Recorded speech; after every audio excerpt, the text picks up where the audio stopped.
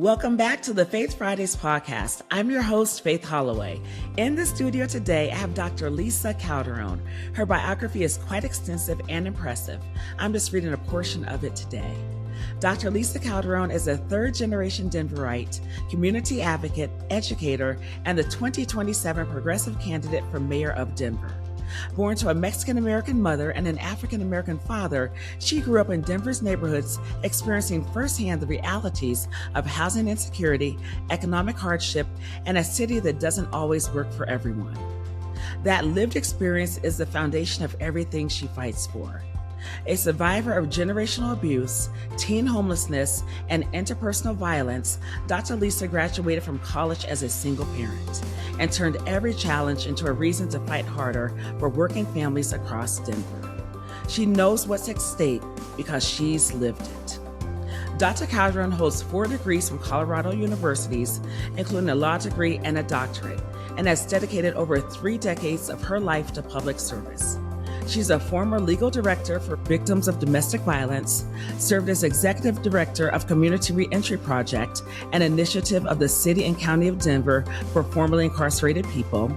She currently teaches in the criminology department at Regis University and consults on legal and policy matters.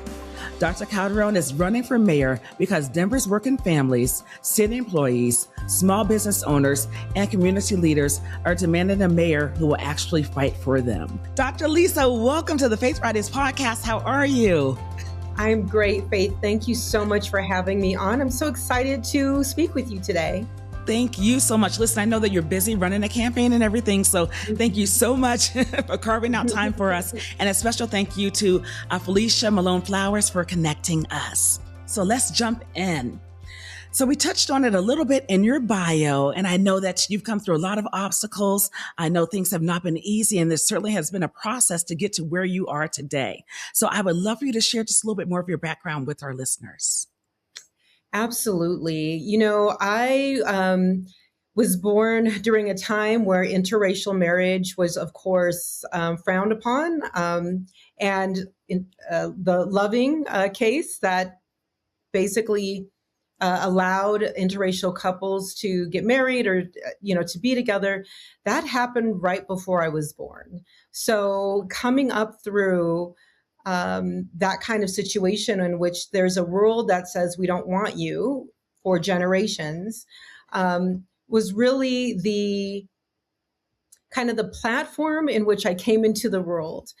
I was born to teenage parents, and so, they raised me the best they could, but, it was also a challenge. So I understand what it meant to, struggle for food, to have your lights on, all of that. Those life lessons carried me forward. And rather than breaking me, I was also a single parent in my freshman year of college.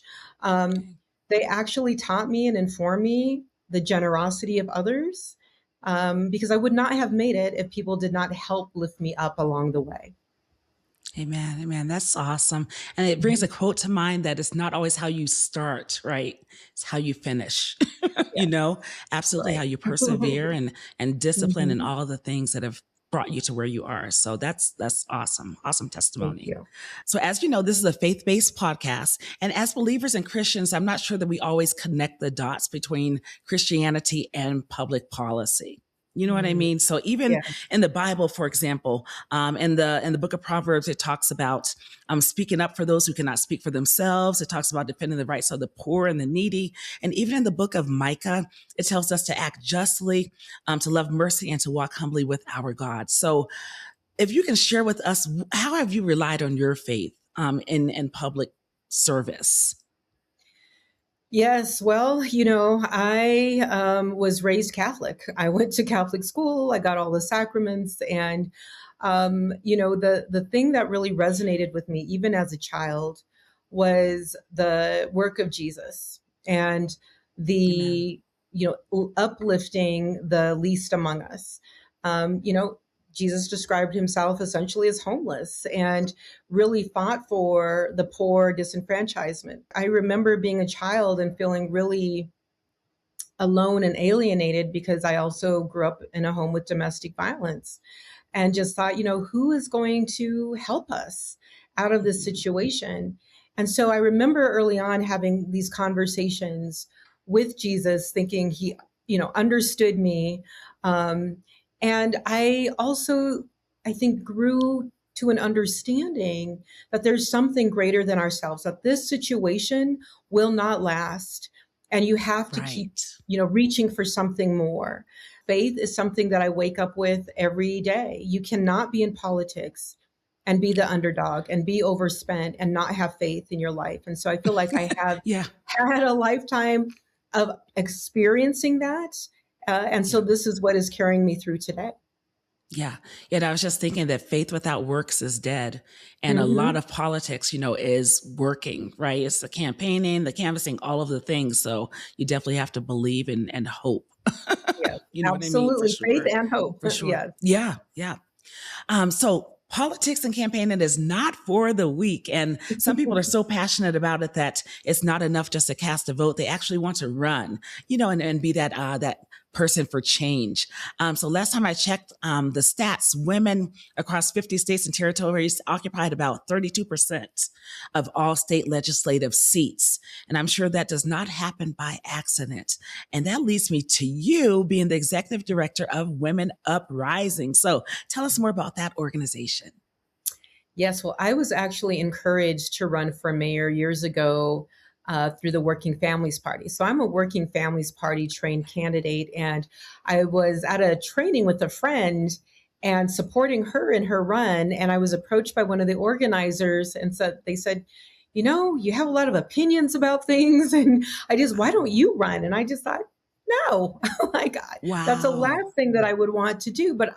But what I came to find out was that it actually takes women at least 7 times before to be asked before they will seriously consider running. Okay. And in my case, it was probably over 20 times. The last Wow. thing I wanted to be was a politician because of all of the negative stereotypes that goes with politicians. But, rooting it in what we were just talking about, that when you are a public servant, when you work for the people, when your campaign and your principles are rooted in the life lessons of caring for the poor and, Mm-hmm. you know, forgiving those who harm you, but also seeking justice, and being inspired by so many women who have come before me as well. Eventually, I took the plunge. This is actually my 3rd time running. Each time I got Okay. closer. The first time I ran, I came in 3rd place. Never ran a Wow. campaign before. The second time I ran, I missed the runoff by 1.87%. Again, I was, Oh my outspent, goodness. Yeah. my $350,000 versus our current mayor's $5 million or more. Wow, So Lisa. so that says, we can do a lot when we are trained, when we are Yes. focused, when we are disciplined, and we have a support system behind us. So I train women, and also through Women Working Families Party, who also accepts men into the program. So we train those who want to run for public office, and without regard to party affiliation, but we do ask that they respect our progressive principles and that they carry those forward, and they are rooted in the things that we've talked about on this show. Mm-hmm, mm-hmm. Excellent. And so how would you, I guess, just kind of walk me through the process? Would you actively recruit like a candidate to run? Or you kind of, how does that work for someone that may be Yeah. interested? How would they even begin to explore this? Yeah, so it's both actually. Okay. Sometimes just like was what was done for me. So I was the Okay. president of the Black Student Alliance in college. That's how I really got my formal organizing skills from.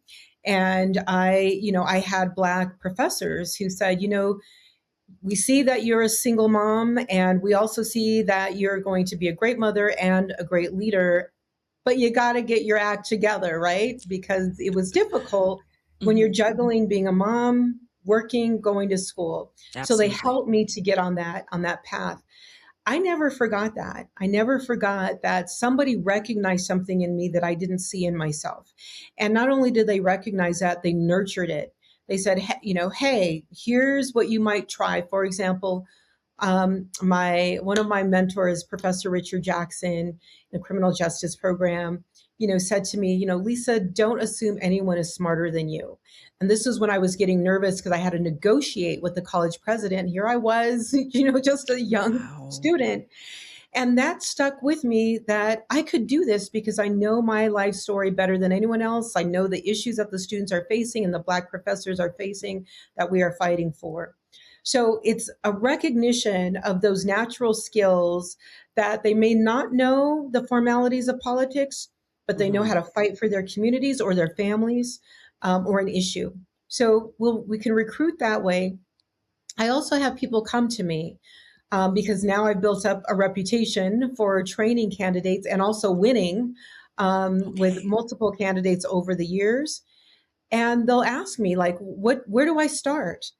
And first I say, know why you're running, know who you're running for, and make sure that that's your that stays centered, because it's so easy to get distracted with all the noise and the haters and all of that. So you've got to stay focused. You don't need a professional team once you first start. Right. So, for example, Faith, you might say, like with you, like you have a wonderful speaking presence. You are warm and a great communicator. You should consider public office someday. And it starts again, what drives you? What motivates you? We tend to think, or politicians have us think, the political machines, that there's some kind of secret sauce to doing this. And it's not so we try to demystify, because at the end of the day, everyone needs to get the voters. You need to be able to count, if you have enough signatures before you even turn them in. I mean, there's basic things you can do, but you also have to have the drive. The drive for me came from my son being assaulted by the Denver police when he was walking home from East High School. And I couldn't get anybody, this was many years ago, but I couldn't get anybody to listen to me. And I was told point blank from my city leadership, there's nothing you can do about it. And so I said, watch me. And so I organized in my community. We went door to door. We talked about safety. And now I'm one of the experts around policing and all of that, but it stemmed from my son. Yeah. So it stems from something that you care about, your you personal love. experience. Exactly. Yeah. Otherwise, it's easy, I think, to give up because it can feel too hard. I love that, having like your personal experience really spark it, because a lot of times that's what sparks change. You know what I mean? Wow, And that's all awesome. politics Thank really you. is, right? It's change and it's transition, and that you are helping to create that. Yeah, that's awesome. Thank you. Thank you so much for sharing that. So as we know, you are running to be the next mayor of Denver. As mayor, what would be your I'll give you top 3 priorities. Top challenges are anybody who is struggling to survive and paying their bills. And so affordability is at the top. And the way that we look at affordability is through the lens of being a mother. I know what it was like to struggle for childcare. And so universal childcare, expanding that, the age ranges beyond 3 and 4. But I remember when my child was a baby, his grandmother had in-home childcare. I would not have been able to go and finish and get my college degree without his grandmother watching him in her home childcare facility. And so we need more of those. We need to have providers who can be entrepreneurs, that they can, provide a safe and loving environment in our neighborhood for our children. So childcare is a big affordability issue. Small businesses. My family was one of the first Black families who had a business in Five Points. And they did it all. They had a little store, but they also took in washing, they took in boarders, so they had what we would call today a gig economy going on as well on the side. It's whatever we have to do to support ourselves, but eventually that led them into the Black middle class. And so, having opportunities for small businesses is really the backbone of our communities. Historically, when we've been redlined out of neighborhoods, what have we done? we became, the heads of those communities. We became the bankers, we became the teachers. And so, having that sense of community efficacy where we do things, empower our community, we empower ourselves. So really wanting to support those small businesses that are just really, really struggling right now. And then, of course, issues of public safety. Now, I teach criminal justice. I have a law degree. I've, advocated around better policies in terms of for victims. I used to run a domestic violence program for 12 years as well, a legal program. And, the way to keep our people from being incarcerated and repeating that cycle is to prevent it in the first place. And so giving people the basic foundations that they need, we know that the more education people have, the less likely that there's going to be violence in the home. The more economic opportunities they have, the less likely there will be violence in the home. So all of these things help to make our community safer. So I really want to get those funds, reinvest in our community providers and our violence interrupters, our prevention, our counselors, all of that, because, it works. And this isn't just my opinion. This is based on research about what reduces incarceration. Dr. Lisa, what would you specifically like for the voters to know in considering you to be the next mayor of Denver? I think about Dr. Maya Angelou's words and that we are the dreams of our ancestors. And if I could have my, parents, my father is passed, my great grandparents and our ancestors see where I am today, they would never have thought that I would have a very good chance of becoming mayor. It would be the first Black woman mayor of Denver. And it is beyond time. I understand our communities.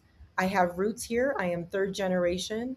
And so imagine having a mayor who understands what we need in Park Hill, in Montbello, in Green Valley Ranch, and across this city. I would be the representation of that. So I would be very honored to have your viewers vote. That's awesome. Well, that is remarkable. That is remarkable. I wish you the best on your campaign, and I would love to have you back. I would love to be back. Well, Dr. Calderón, thank you so much for being with us today and for carving out time.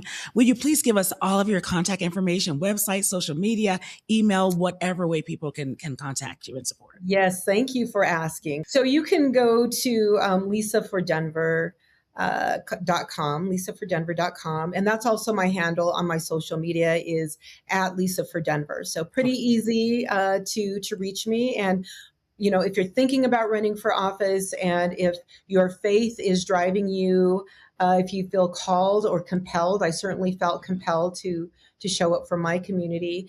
I would be more than happy to talk to you. Our trainings are free. Because I feel like we need more leaders who lead by their integrity and their ethics rather than who invest in their money. Yes. Yeah. Yes. So happy to hear that. That's awesome. That's awesome. Listeners, I hope this conversation has blessed and inspired you. Please follow us on IG at the Faith Fridays podcast. Like, share, comment, all the things. You can watch us here on Spotify or listen wherever you get your podcast. And our YouTube channel is live too. It's the Faith Fridays podcast channel. We will see you on the first Friday of next month. God bless you.